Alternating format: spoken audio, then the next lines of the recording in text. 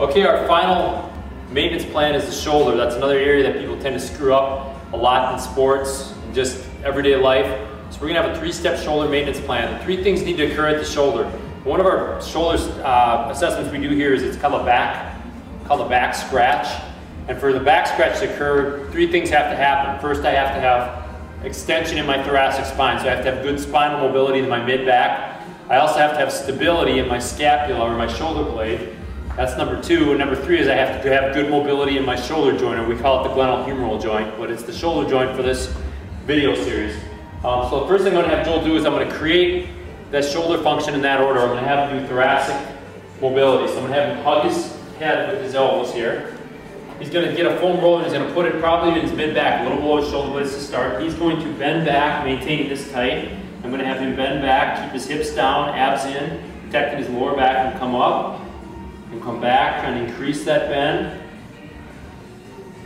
And I'm going to have him do about 3 to 5 reps, trying to really work towards that floor as close as he can get. And then I'm going to have him move that roller up or down wherever he feels he's tight. The thoracic spine has the most vertebrae of any section of the spine, and it's designed to be mobile.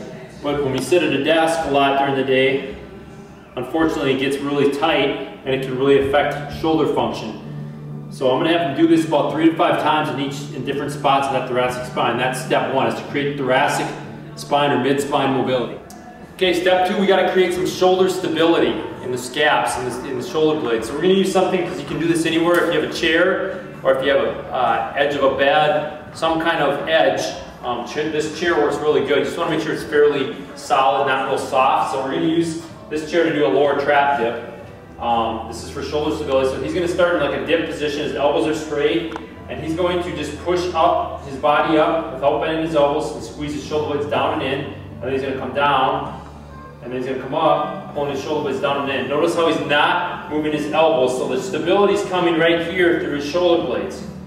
And he's going to do 5 to 15 repetitions here of this exercise, holding a couple seconds at the top and at the bottom.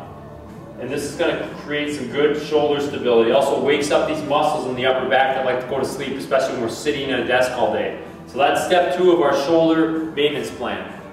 All right, step 3 of our shoulder maintenance plan is this glenohumeral joint, this shoulder joint. We're going to keep this mobile so you can get this kind of mobility here. This is a mobile joint, and we want to keep it mobile. So the one we're going to do is shoulder sweeps. We're going to do 10 to 15 of these on each side. So Joel's going to set up here with a foam roller or something under his knee. It could be a medicine ball, whatever you have available. And then what he's going to do is he's going to start with his arm on the small of his back.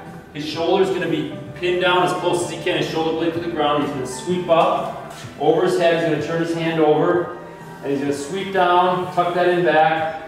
And as he's sweeping, go ahead and keep sweeping there, Joel. Because I'm going to keep his leg here straight. I'm going to have him keep pressure here. That's going to lock out his lower back and make his thoracic spine do a little bit of the work. And he's doing this is called a shoulder sweep. This is an FMS, functional movement screen drill. We use this a lot with our clients here. 10 to 15 reps on each side. So we're keeping some good movement through the shoulder.